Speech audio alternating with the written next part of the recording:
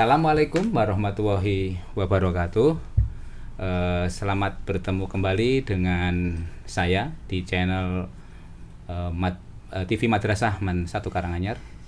Hari ini kita kedatangan tamu dari luar maupun dari dalam.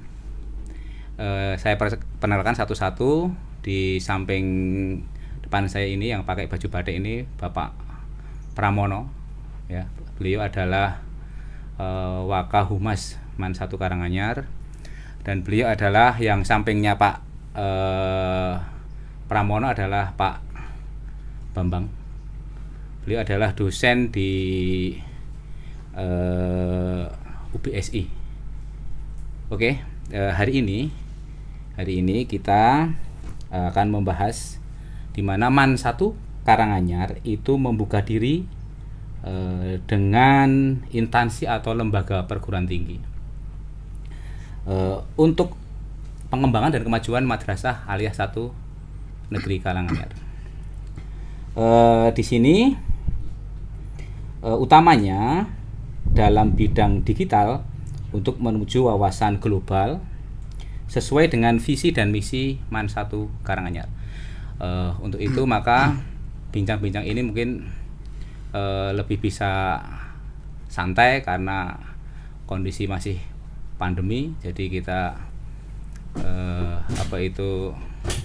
bincang-bincangnya arahnya lebih rileks gitu Pak Bambang ya. Oke Pak Bambang, menurut panjenengan bagaimana Pak Bambang? Ini ke Pak Bambang dulu. Ke Pak Pram dulu aja. Bagaimana Pak Pram untuk pengembangan madrasah ke depan? Jenengan sebagai Wakahumas di Man 1 Karanganyar, menurut panjenengan bagaimana untuk terobosan-terobosan biar kita itu juga bisa lebih optimal di dalam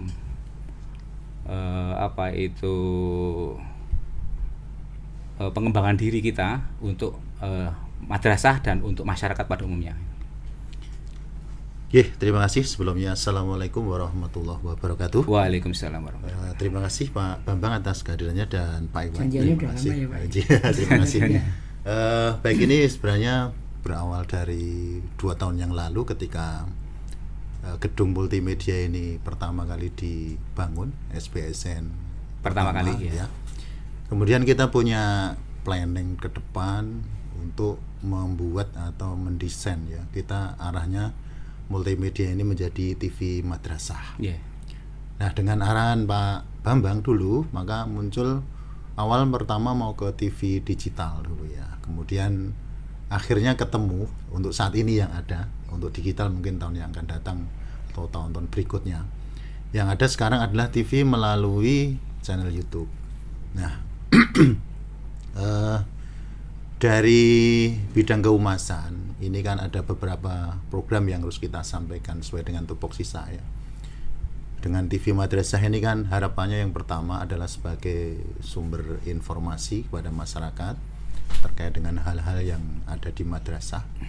Kemudian yang kedua adalah media promosi segala sesuatu yang ada di madrasah, baik itu fasilitas, program-program, sumber daya guru, sumber daya pegawai, karyawan, sumber daya siswa. Jadi semua potensi itu bisa kita kita informasikan, kita promosikan. Jadi potensi guru apa, baik itu juga dari sisi pembelajaran dengan TV Madrasah ini pun bisa dioptimalkan.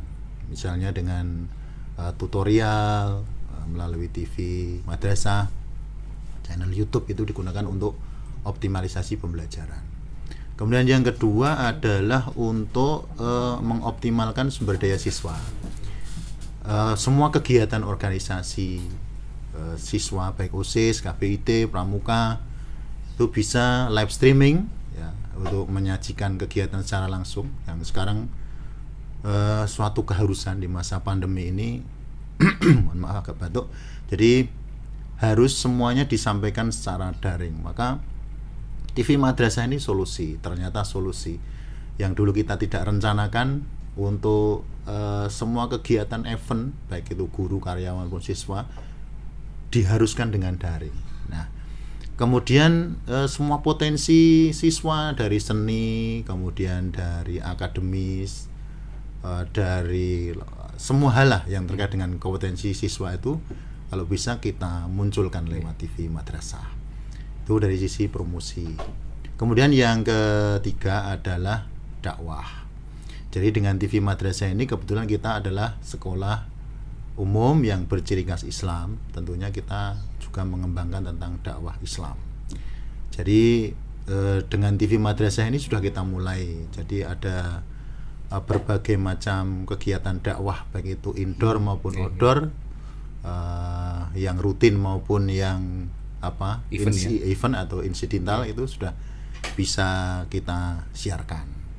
Nah, kemudian kalau dulu kita pernah pertama kali lewat TA-TV ya, dan sekarang alhamdulillah dengan channel kita ini sudah bisa melaksanakan ya kegiatan-kegiatan informasi, promosi, kemudian dakwah itu sudah kita laksanakan, dan itu tidak terlepas dari bimbingan salah satunya dari Pak Bambang ini. Alhamdulillah membimbing anak-anak ini mulai dari gerayak-gerayak kalau saya lihat ya.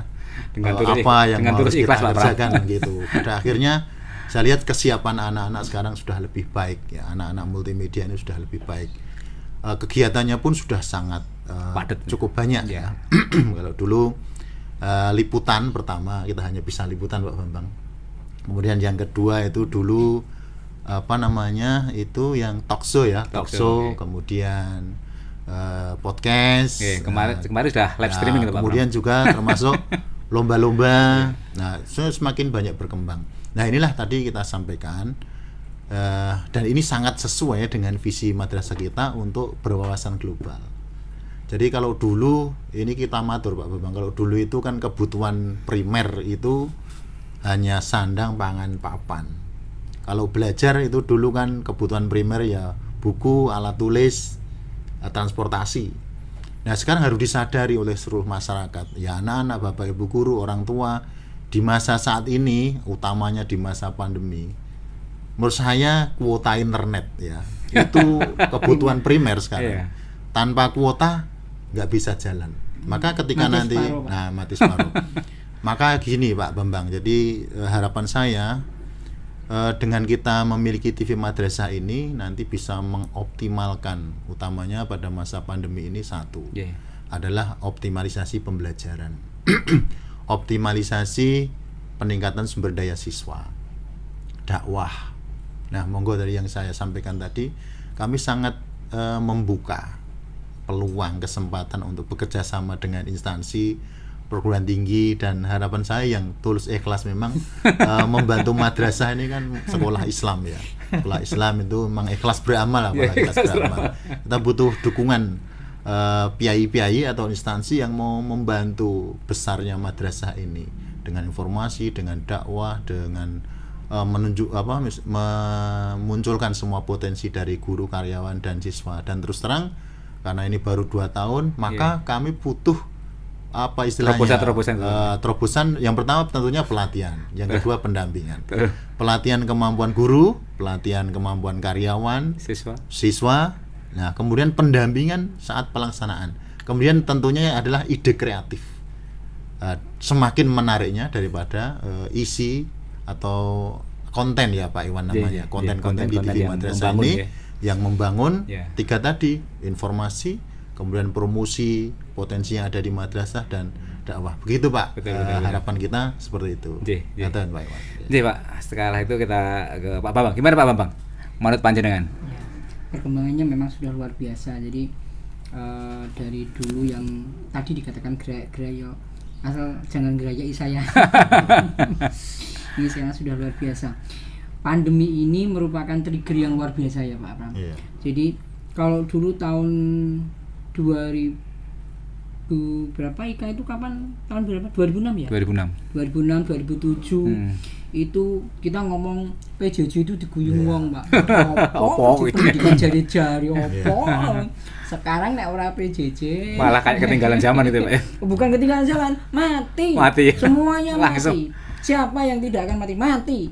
Jadi kuncinya adalah sebenarnya digitalisasi. Iya, betul. Itu kata kunci yang luar biasa, yang sekarang trending dan semua orang pasti, bukan hanya orang tapi instansi, institusi, lembaga apapun semuanya pasti menggunakan. Dan seperti yang dikatakan Pak Pram tadi, 90% kebutuhan kita itu sekarang yang untuk kebutuhan pendidikan kota. Sudah kebutuhan primer.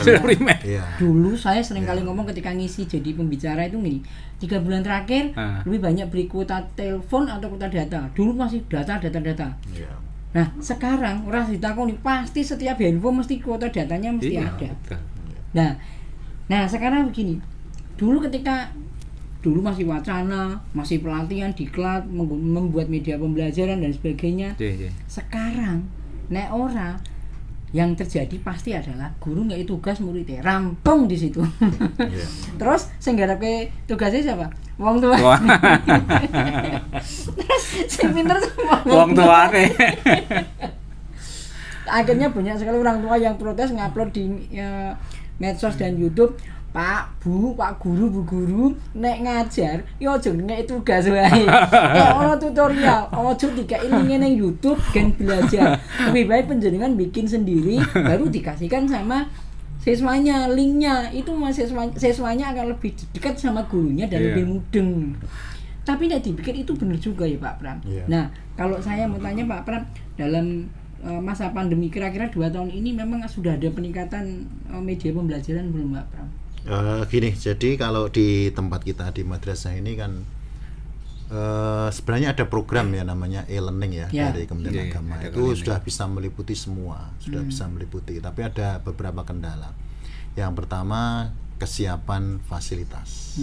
Ya, kesiapan fasilitas dalam artian dari madrasah untuk apa ya, untuk kuota ya, tapi itu sudah bisa teratasi. Kemudian yang kedua kesiapan guru dalam menggunakan program e-learning ini. Ini butuh pelatihan, butuh waktu. Kemudian yang ketiga itu tadi yang saya katakan, kesadaran daripada orang tua dan siswa tentang kuota internet.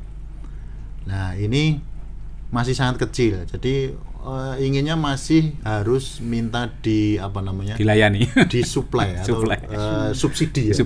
Nah itu sudah kita lakukan pada tahun pertama dulu, itu sudah kita lakukan dari Kementerian Agama. Kalau kita ada program, kita kerjasama dengan kerjasama dengan Telkomsel. Tapi juga kadang digunakan oleh siswa itu untuk kegiatan yang lain. Sehingga cepat habis juga kan, Maka kesadaran ini, jadi kalau misalnya habis dari subsidi ya gantinya transport datang ke madrasah dengan motor dengan bensin ya itu kudunya harusnya diganti gitu ya Pak dengan Pram ya. Pulsa. Nah itu maka nanti sistem itu bisa berjalan. Maka gini Pak Bambang, jadi kalau dari bermacam-macam atau jumlah guru kita kan banyak, ada 93 guru ya. Itu masih ada yang menggunakan WA, masih ada sebagian kecil, kemudian menggunakan Google Classroom, kemudian juga dengan e-learning, dan metode pembelajarannya juga dengan materi esensial itu semuanya di copy ya, bisa dikirim lewat Word, lewat WA saja bisa dikirim untuk materi kalau kecil ya. Kemudian untuk tutorial YouTube semua guru diwajibkan sebenarnya untuk membuat suatu minimal itu perkenalan awal ya dalam bentuk channel YouTube ya kan. Di-upload di channel masing-masing atau di sekolah? Satu ada yang masing-masing dulu. Ini yang sudah yang mampu ya. Yang tidak yang masih diminta dibantu oleh teman guru yang lain, difasilitasi oleh sekolah kan itu.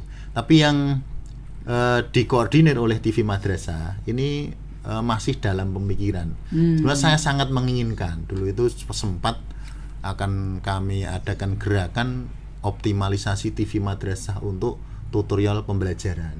Saya sudah matur sama Pak Iwan dan seterusnya. Tapi memang ketika pandemi Pak Bambang, jadi kegiatan siswa pun semuanya kan harus daring. OSIS, Pramuka, semuanya daring. KBIT, semuanya daring.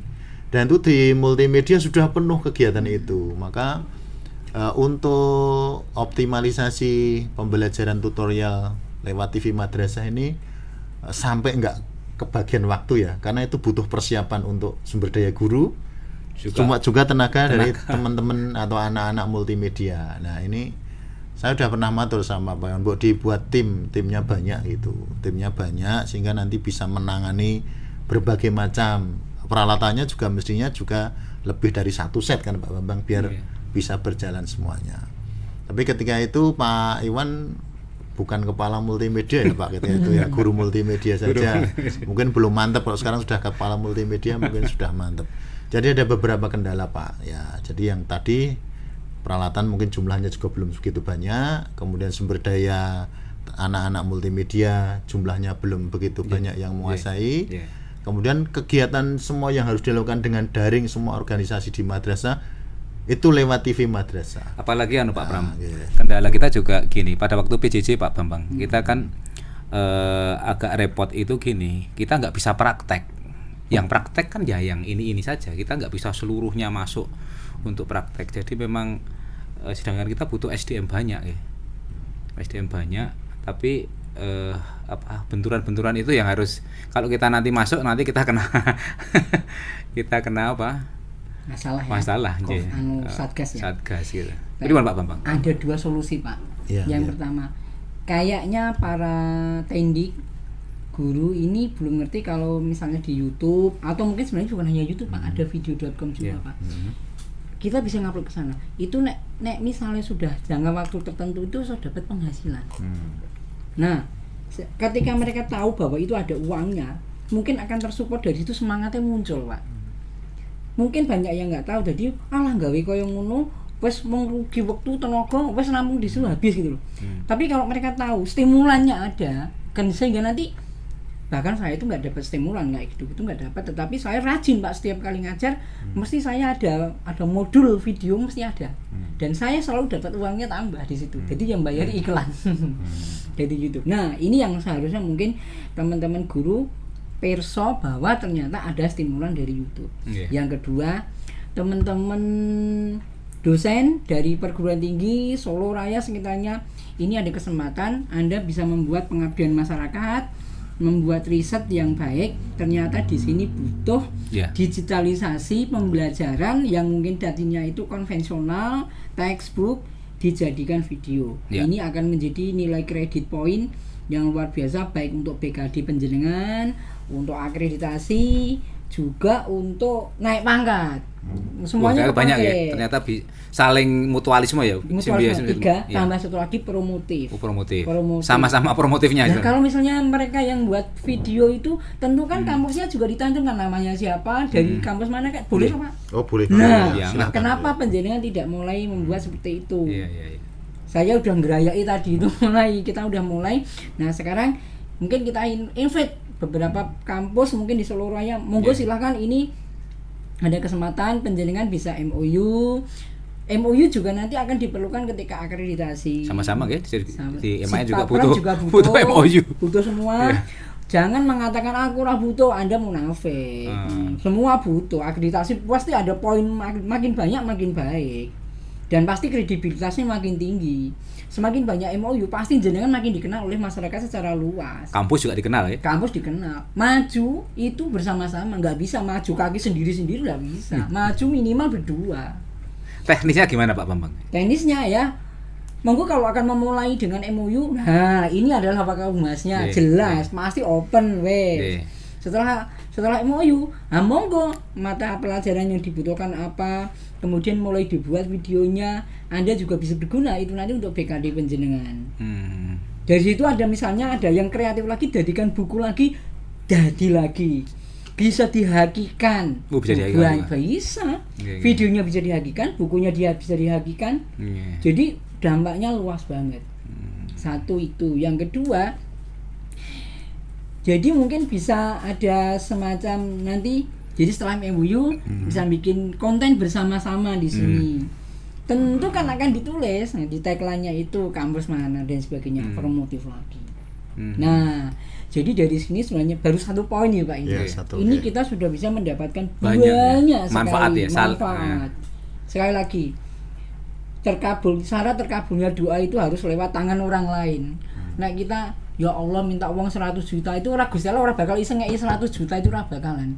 Carane ya kerjasama dengan Pak Pram MOU. Terus terus membuat pengabdian masyarakatnya diajukan ke Dikti. Sing ngei duit itu Pak Pram bukan emak tapi Dikti. Pak Pram dikei. Kenapa tidak gitu loh? Jadi bisa gini Pak Bambang. Misalnya kita minta dari kampus-kampus misal gitu. Itu minta bantuan untuk misalnya pelatihan atau semacam seminar atau apa gitu. Nah, kayaknya nanti kita perlu mengadakan pelatihan lagi Pak, nggak usah lagi tentang pembuatan bahan ajar elektronik tadi itu kesulitannya ya Pak. Ternyata kita bisa menggunakan mungkin peralatan yang sederhana, satu kamera. Pak, saya pakai kamera handphone satu aja cukup. Cukup. Sekarang HP sudah canggih-canggih Pak. Saya buatnya pembelajaran saya itu cuma pakai handphone Pak. Nah, kalau mau advance, kemarin SMP Negeri 1 Sambi itu sudah minta saya untuk mengajari guru-gurunya membuat bahan ajar. Nah, caranya menggunakan OBS. Di OBS PowerPoint disiapkan, kita kemudian di situ baca, langsung direkam, langsung jadi. Begitu klik stop, langsung jadi upload, selesai. Sesederhana itu. Kenapa tidak dilakukan? Nah, artinya non sewu para guru sebenarnya bisa membuat sendiri di rumah. Dan kemudian kalau mau misalnya tidak punya kuota, katakanlah seperti itu, bisa diastok ke sekolah, diuploadkan di sini. Tetapi sekali lagi dengan stimulan bahwa ternyata ada YouTube-nya, ada iklannya, seharusnya guru-guru itu semangat makin banyak gawe. Teman-teman yang pada saat pandemi ini kreatif, biasanya nggak tahu ngajar bertegakala gitu, sekarang bikin konten, sekarang jadi pelatih nasional.